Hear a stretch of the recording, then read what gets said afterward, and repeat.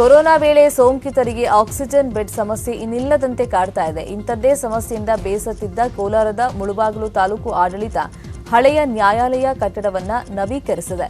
85 oxygen ಬೆಡ್ಗಳ ಪ್ರತ್ಯೇಕ Covid ಆಸ್ಪತ್ರೆ ನಿರ್ಮಿಸುವ ಮೂಲಕ ಸೋಂಕಿತರ ಆರೈಕೆಗೆ ಮುಂದಾಗಿದೆ. ತಾಲೂಕು ನ್ಯಾಯಾಲಯ ಹೊಸ ಕಟ್ಟಡಕ್ಕೆ ಸ್ಥಳಾಂತರ ಆಗಿದ್ದರಿಂದ ಬಳಕೆ ಮಾಡದೆ ಈ ಕಟ್ಟಡ ಪಾಳು ಬಿದ್ದಿತ್ತು. ಕೋರ್ಟ್ ಕಟ್ಟಡದಲ್ಲಿ ಆಸ್ಪತ್ರೆ ತೆರೆಯುವುದಕ್ಕೆ ಅನುಮತಿ ಕೊಡಿಸುವಂತೆ ಆರೋಗ್ಯ ಇಲಾಖೆ ಅಧಿಕಾರಿಗಳು ಶಾಸಕ ಎಚ್ ನಾಗೇಶ್ ಅವರ ಗಮನಕ್ಕೆ ತಂದಿದ್ರು. ಎಚ್ಚೆತ್ತುಕೊಂಡ ಶಾಸಕ ಎಚ್ ನಾಗೇಶ್ ತಾಲೂಕು ನ್ಯಾಯಾಧೀಶರಿಗೆ ಪತ್ರವನ್ನು ಬರೆದು ಕಟ್ಟಡವನ್ನು ಆಸ್ಪತ್ರೆ ಬಳಕೆಗೆ ನೀಡುವಂತೆ ಕೋರಿದ್ರು. ಇದಕ್ಕೆ ಕೂಡಲೇ ಸ್ಪಂದಿಸಿದ ನ್ಯಾಯಾಧೀಶರು ಹೈಕೋರ್ಟ್ ಮುಖ್ಯ ನ್ಯಾಯಾಧೀಶರ ಗಮನಕ್ಕೆ ವಿಚಾರ ತಂದು ಕಟ್ಟಡವನ್ನು ತಾತ್ಕಾಲಿಕವಾಗಿ ಬಳಸಿಕೊಳ್ಳುವುದಕ್ಕೆ ಅನುಮತಿಯನ್ನು ಕೊಡಿಸಿದ್ದಾರೆ. 5 ಸೀಟರ್ ಬೆಡ್ ಆಕ್ಸಿಜನ್ ಬೆಡ್ ಅಂತ ಈಗ ಸದ್ಯಕ್ಕೆ 60 ಮಾಡ್ತಾ ಇದ್ದೀವಿ.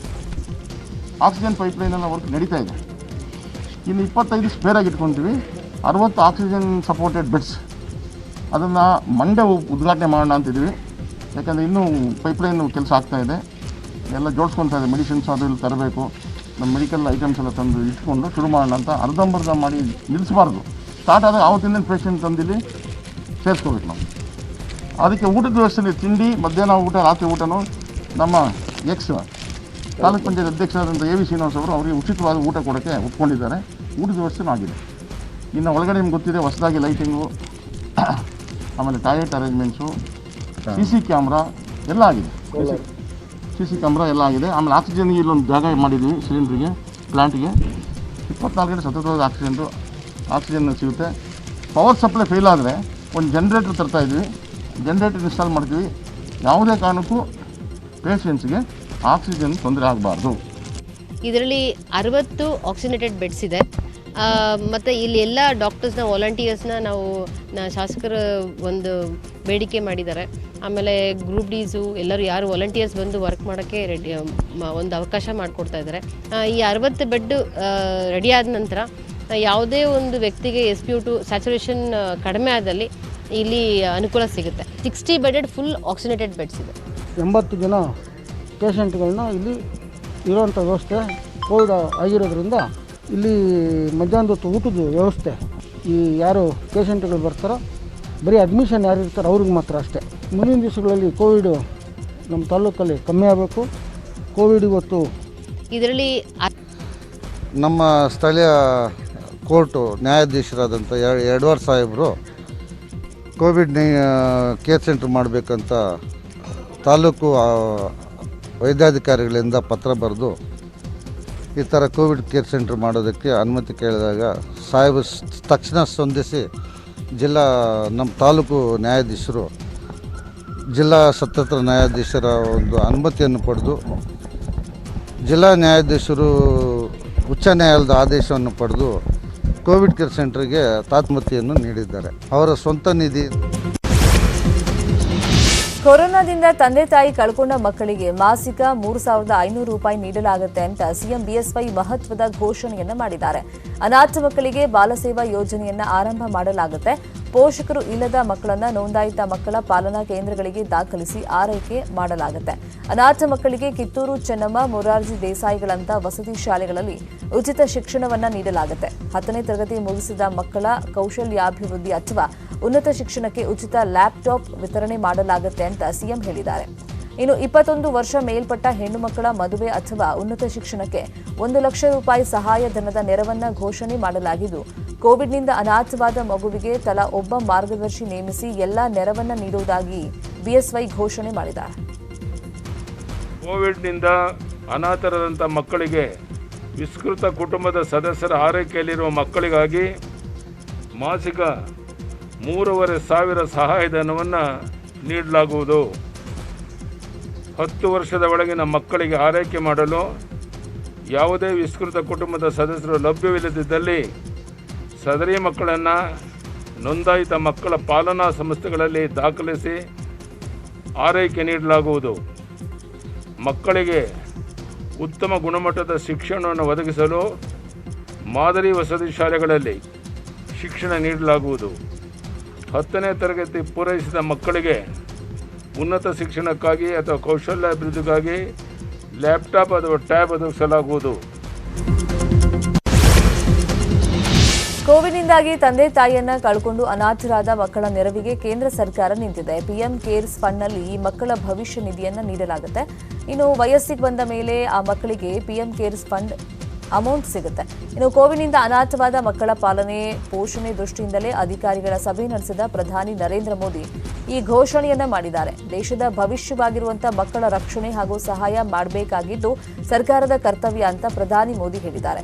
ಅನಾಥರಾದ ಮಕ್ಕಳಿಗೆ 18 ವರ್ಷ ತುಂಬುತ್ತಲೇ ಪ್ರತಿ ತಿಂಗಳು ಸ್ಟೈಫಂಡ್ ನೀಡಲಾಗುತ್ತೆ. 23 ವರ್ಷ ತುಂಬಿದ ನಂತರ ಪಿಎಂ ಕೇರ್ಸ್ನಿಂದ 10 ಲಕ್ಷ ನಗದು ನೀಡಲಾಗುತ್ತೆ ಅಂತ ಕೇಂದ್ರ ತಿಳಿಸಿದೆ.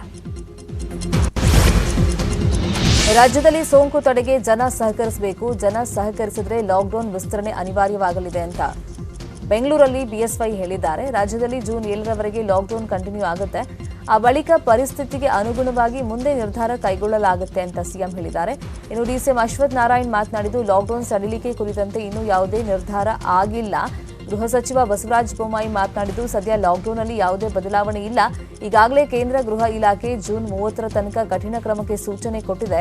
ಲಾಕ್ಡೌನ್ ಸಡಿಲಿಕೆ ಇಲ್ಲ, ಇವಾಗಿರುವಂತಹ ಕಠಿಣ ನಿಯಮಗಳೇ ಮುಂದುವರಿಯುತ್ತೆ ಅಂತ ಮಾಹಿತಿ ಕೊಟ್ಟಿದ್ದಾರೆ. ಲಾಕ್ಡೌನ್ ಈಗೇನಿದೆ ಅಲ್ಲಿವರೆಗೆ ಇರುತ್ತೆ. ಸ್ಥಿತಿಗತಿಗಳನ್ನ ನೋಡಿಕೊಂಡು ಮುಂದಿನ ತೀರ್ಮಾನ ನಾವು ತಗೊಳ್ತೇವೆ. ಈಗ ಸದ್ಯಕ್ಕೆ ಏನು ಲಾಕ್ಡೌನ್ ಡೇಟ್ 7ನೇ ತಾರೀಕುವರೆಗಿದೆ, ಅಲ್ಲಿವರೆಗೆ ಇರುತ್ತೆ. ಅಲ್ಲಿವರೆಗೆ ಏನು ಬಿಗಿ ಕ್ರಮ ತಗೊಳ್ಬೇಕು ತಗೊತೇವೆ. ಯಾವ ರೀತಿ ಈಗ ಕೊರೋನಾ ಕಡಿಮೆ ಆಗುತ್ತೆ ಅದರ ಆಧಾರದ ಮೇಲೆ ಮುಂದಿನ ತೀರ್ಮಾನ ತಗೊತೇವೆ. ಜನರು ಸಹಕರಿಸಿದ್ರೆ ಬಹುಶಃ 7ನೇ ತಾರೀಕು ನಂತರ ಮುಂದುವರಿಸೋ ಪ್ರಶ್ನೆ ಉದ್ಭವ ಆಗೋದಿಲ್ಲ. ಅದಕ್ಕೆ ಜನ ಈ ವಿಚಾರದಲ್ಲಿ ಇದುವರೆಗೂ ಯಾವುದೇ ನಿರ್ಧಾರ ತಗೊಂಡಿಲ್ಲ. ಇನ್ನು 7ನೇ ತಾರೀಕುವರೆಗೂ ಲಾಕ್ಡೌನ್ ಇರೋ ಕಾರಣದಲ್ಲಿ ಇಂಥದ್ದು ಯಾವ ನಿರ್ಣಯಗಳನ್ನು ತಗೊಂಡಿಲ್ಲ. ಸಂಖ್ಯೆಗಳಲ್ಲಿ ಇಳಿಮುಖ ಕಾಣುವಂಥದ್ದಾಗ್ತಿದೆ. ಇಳಿಮುಖ ಕಾಣ್ತಿದೆ ಎಲ್ಲ ಕಡೆನೂ, ಎಲ್ಲ ಜಿಲ್ಲೆಯಲ್ಲೂ ಇಳಿಮುಖ ಕಾಣುವಂಥದ್ದಾಗ್ತಿದೆ. ಹಾಗಾಗಿ ಈ ವಿಚಾರದಲ್ಲಿ ಇನ್ನೊಂದು ಭಾಳ ಇದೇನು ಟೂ ಅರ್ಲಿ, ಭಾಳ ಮುಂಚೆನೇ ಆಗುತ್ತೆ. ಆಗ ನಾವು 7ನೇ ತಾರೀಕುವರೆಗೂ ಲಾಕ್ಡೌನ್ ಘೋಷಣೆ ಮಾಡಿದ್ದೇವೆ. ಈಗ ಅದನ್ನು ಪೂರ್ವ ಪರಿಪಾಲನೆ ಮಾಡ್ತೀವಿ, ಅದು ಬದಲಾವಣೆ ಇಲ್ಲ. ಇನ್ನು ಕೇಂದ್ರ ಸರ್ಕಾರ ಗೃಹ ಇಲಾಖೆ ಸಾಕಷ್ಟು ಮಾರ್ಗದರ್ಶನವನ್ನು ಕೊಟ್ಟಿದೆ. ಜೂನ್ 30ರವರೆಗೂ ಬಿಗಿಯಾದ ಕ್ರಮಗಳೇ ಇರಬೇಕು ಅನ್ನುವಂಥದ್ದನ್ನು ಹೇಳಿದೆ. ಅದರ ಬಗ್ಗೆ ಯಾವ ರೀತಿ ಇಂಪ್ಲಿಮೆಂಟ್ ಮಾಡಬೇಕು ಏನಿಲ್ಲ ಅನ್ನೋದ್ರ ಬಗ್ಗೆ ಮುಖ್ಯಮಂತ್ರಿಗಳು ಎಲ್ಲ ಸಚಿವರ ಸಭೆಯನ್ನು ಕರೆದು ತೀರ್ಮಾನವನ್ನು ಮಾಡಬೇಕನ್ನುವಂಥದ್ದು ನಿನ್ನೆ ತೀರ್ಮಾನ ಆಗಿದೆ. 7ನೇ ತಾರೀಕುವರೆಗೂ ಸೋಮವಾರದಿಂದ 7ನೇ ತಾರೀಕುವರೆಗೂ ಬಹುತೇಕ ಮುಂದಿನ ಸೋಮವಾರವರೆಗೂ ಯಾವುದೇ ರೀತಿಯ ಈಗಿರೋದ್ರಲ್ಲಿ ಬದಲಾವಣೆ ಇಲ್ಲ. ಸೋಮವಾರದಿಂದ ಶಿವಮೊಗ್ಗ ಜಿಲ್ಲೆ ಜೂನ್ 7ರವರೆಗೆ ಸಂಪೂರ್ಣವಾಗಿ ಲಾಕ್ಡೌನ್ ಆಗಲಿದೆ ಅಂತ ಸಚಿವ ಕೆಎಸ್ ಈಶ್ವರಪ್ಪ ಮಾಹಿತಿ ಕೊಟ್ಟಿದ್ದಾರೆ. ಸರ್ಕಾರಿ ಕಚೇರಿ, ಬ್ಯಾಂಕ್ಗಳು ಕೂಡ ಬಂದ್ ಆಗಲಿದೆ. ಹಾಲು, ಮೆಡಿಕಲ್ ಶಾಪ್ಗಳು ಮಾತ್ರ ಓಪನ್ ಇರುತ್ತೆ. ಇನ್ನು ಮನೆ ಬಳಿಯೇ ದಿನಸಿ ವಸ್ತುಗಳು ಸಿಗುವಂತೆ ವ್ಯವಸ್ಥೆಯನ್ನ ಮಾಡಲಾಗ್ತಾ ಇದೆ. ನೀವು ಮನೆಯಲ್ಲೇ ಇರಿ, ಸುರಕ್ಷಿತರಾಗಿರಿ, ಮನೆಯಿಂದ ಹೊರಬಂದು ಬೇರೆಯವರಿಗೆ ಯಾಕೆ ತೊಂದರೆ ಕೊಡ್ತೀರಿ ಅಂತ ಈಶ್ವರಪ್ಪ ಕಿಡಿಕಾರಿದ್ದಾರೆ. ಸೋಮವಾರ ಬೆಳಿಗ್ಗೆ 10 ಗಂಟೆಯಿಂದ ಕಂಪ್ಲೀಟ್ ಲಾಕ್ಡೌನ್ ಆಗುತ್ತೆ. ಬೆಳಿಗ್ಗೆ 10 ಗಂಟೆಗೆ ಸೋಮವಾರ ಒಳಗೇನೆ ಅವ್ರು ಏನೇನು ಸಾಮಗ್ರಿಗಳು ತಗೋಬೇಕು ತೊಗೊಂಡ್ಬಿಡಬೇಕು. ಬ್ಯಾಂಕ್ ಆಗಲಿ, ಸರ್ಕಾರಿ ಕಚೇರಿಗಳಾಗಲಿ ಯಾವುದು ಕೂಡ ಸೋಮವಾರ 10 ಗಂಟೆಯಿಂದ ಮುಂದಿನ ಭಾನುವಾರ ಅಂದರೆ ಜೂನ್ 7ರ ತನಕ ರಾಜ್ಯ ಸರ್ಕಾರ ಏನು ಘೋಷಣೆ ಮಾಡಿದೆ ಅದು ಶಿವಮೊಗ್ಗ ಜಿಲ್ಲೆಯಲ್ಲಿ ನಾವು ಕಂಪ್ಲೀಟ್ ಲಾಕ್ಡೌನ್ ಮಾಡಬೇಕು ಅನ್ನೋ ತೀರ್ಮಾನವನ್ನು ತಗೊಂಡಿದ್ದೇವೆ. ಇನ್ನು ಸೋಮವಾರದಿಂದ ಜೂನ್ 7ರವರೆಗೆ ದಾವಣಗೆರೆ ಕಂಪ್ಲೀಟ್ ಲಾಕ್ಡೌನ್ ಘೋಷಿಸಿ ಜಿಲ್ಲಾಧಿಕಾರಿ ಮಹಂತೇಶ್ ಬೀಳಗಿ ಆದೇಶವನ್ನು ಹೊರಡಿಸಿದ್ದಾರೆ. ಜೂನ್ 3ರಂದು ಅಗತ್ಯ ವಸ್ತು ಖರೀದಿಗೆ ಬೆಳಗ್ಗೆ 6ರಿಂದ ಮಧ್ಯಾಹ್ನ 12 ಗಂಟೆ ತನಕ ಅವಕಾಶವನ್ನು ನೀಡಲಾಗಿದೆ. ತರಕಾರಿ, ಹಾಲು, ಮೊಟ್ಟೆ, ಮೀನು, ಮಾಂಸ, ಮದ್ಯ ಮಾರಾಟ, ಕೃಷಿ ಚಟುವಟಿಕೆಗೆ ಅವಕಾಶವನ್ನು ನೀಡಲಾಗಿದೆ. ಇನ್ನು ಸೋಂಕು ವ್ಯಾಪಕವಾಗಿ ಹರಡ್ತಾ ಇರುವಂತಹ ಹಿನ್ನೆಲೆಯಲ್ಲಿ ಜೂನ್ 5ರಿಂದ ಜೂನ್ 19ರವರೆಗೆ ಯಾವುದೇ ಮದುವೆ ಸಮಾರಂಭಗಳಿಗೂ ಅವಕಾಶ ಇಲ್ಲ. ಯಾಸ್ ಚಂಡಮಾರುತ ಹೊಡೆತಕ್ಕೆ ಬಿಹಾರ ತತ್ತರಿಸಿ ಹೋಗಿದೆ. ಭಾರೀ ಮಳೆಯಿಂದಾಗಿ ದರ್ಭಂಗಾ ವೈದ್ಯಕೀಯ ಕಾಲೇಜ್ ಮತ್ತು ಕೋವಿಡ್ ಆಸ್ಪತ್ರೆಯ ವಾರ್ಡ್ಗೆ ನೀರು ನುಗ್ಗಿದ್ದು ಸೋಂಕಿತರು ಪರದಾಡ್ತಾ ಇದ್ದಾರೆ. ಆಸ್ಪತ್ರೆ ತುಂಬೆಲ್ಲ ನೀರು ತುಂಬಿದ್ರು ಸಿಬ್ಬಂದಿ ರೋಗಿಗಳಿಗೆ ಅಲ್ಲೇ ಚಿಕಿತ್ಸೆ ಕೊಡ್ತಾ ಇದ್ದಾರೆ. ಅಲ್ಲದೆ ನೀರನ್ನ ಹೊರ ಹಾಕೋದಕ್ಕೆ ಸಿಬ್ಬಂದಿ ಹರಸಾಹಸ ಪಡ್ತಾ ಇದ್ದಾರೆ. ರಾಜ್ಯದಲ್ಲಿ ಕೊರೋನಾ ಹೆಮ್ಮಾರಿಯ ರುದ್ರ ನರ್ತನ ನಡೀತಾ ಇರುವಾಗಲೇ ಈಗ ಭ್ರಷ್ಟಾಚಾರದ ಆರೋಪವು ಕೇಳಿಬಂದಿದೆ. ಬಸವನಗುಡಿ ಶಾಸಕ ರವಿ ಸುಬ್ರಹ್ಮಣ್ಯ ವಿರುದ್ಧ ಸರ್ಕಾರದಿಂದ ನೀಡುವಂತಹ ಫ್ರೀ ಲಸಿಕೆಯ ಮಾರಾಟದಲ್ಲಿ ಕಮಿಷನ್ ಪಡಿತಾ ಇರುವಂತ ಆರೋಪ ಕೇಳಿಬಂದಿದೆ. ಖಾಸಗಿ ಆಸ್ಪತ್ರೆಯಲ್ಲಿ ಕೊರೋನಾ ಲಸಿಕೆಗೆ ಹೆಚ್ಚುವರಿ ಹಣವನ್ನ ನೀಡಲಾಗ್ತಾ ಇದೆ. ಆ ಹೆಚ್ಚುವರಿ ಹಣ ಶಾಸಕ ರವಿ ಸುಬ್ರಹ್ಮಣ್ಯಗೆ ಸೇರ್ತಾ ಇದೆಯಂತೆ. ಈ ಕುರಿತಂತೆ ಶಾಸಕ ಸಂಸದರ ವಿರುದ್ಧದ ಆಡಿಯೋ ಒಂದು ವೈರಲ್ ಆಗಿದೆ. ಈ ಕುರಿತು ತನಿಖೆ ನಡೆಸುವಂತೆ ಹನುಮಂತನಗರ ಬ್ಲಾಕ್ ಕಾಂಗ್ರೆಸ್ನ ಮುಖಂಡ ಮನೋಹರ್ ಬೆಂಗಳೂರು ದಕ್ಷಿಣ ವಿಭಾಗದ ಡಿಸಿಪಿಗೆ ದೂರನ್ನು ಕೊಟ್ಟಿದ್ದಾರೆ. ಬಿಹಾರ ಮತ್ತು ಉತ್ತರ ಪ್ರದೇಶ ಗಂಗಾ ಮತ್ತು ಯಮುನಾ ನದಿಯಲ್ಲಿ ಮೃತದೇಹಗಳು ತೇಲಿ ಬಂದು ಆತಂಕ ಸೃಷ್ಟಿ ಮಾಡಿತ್ತು. ಇದೀಗ ಕೇಂದ್ರ ಸರ್ಕಾರ ಮೃತದೇಹಗಳ ವಿಸರ್ಜನೆಯಿಂದ ನೀರಿನ ಗುಣಮಟ್ಟದಲ್ಲಿ ಹೆಚ್ಚಿನ ವ್ಯತ್ಯಾಸವಾಗಿಲ್ಲ ಅಂತ ಹೇಳಿದೆ. ಮೃತದೇಹ ವಿಸರ್ಜನೆಯಿಂದಾಗಿ ನೀರಿನ ಮಾದರಿಗಳ ಆರಂಭಿಕ ವಿಶ್ಲೇಷಣೆಯು ನದಿಯ ನೀರಿನ ಗುಣಮಟ್ಟದಲ್ಲಿ ಹೆಚ್ಚಿನ ವ್ಯತ್ಯಾಸವನ್ನು ತೋರಿಸೋದಿಲ್ಲ ಅಂತ ಜಲಶಕ್ತಿ ಸಚಿವಾಲಯದ ಕಾರ್ಯದರ್ಶಿ ಪಂಕಜ್ ಕುಮಾರ್ ಹೇಳಿದ್ದು, ಕೊರೋನಾ ಮಾಲಿನ್ಯದ ಮೇಲೆ ಯಾವ ಪರಿಣಾಮ ಬೀರುತ್ತೆ ಅಂತ ತಿಳಿಯೋದಕ್ಕೆ ಒಳಚರಂಡಿ ಮತ್ತು ನೀರಿನ ಮಾದರಿಗಳನ್ನು ಪರೀಕ್ಷೆ ಮಾಡಬೇಕು ಅಂತ ರಾಜ್ಯಗಳಿಗೆ ನಿರ್ದೇಶನವನ್ನು ನೀಡಲಾಗಿದೆ.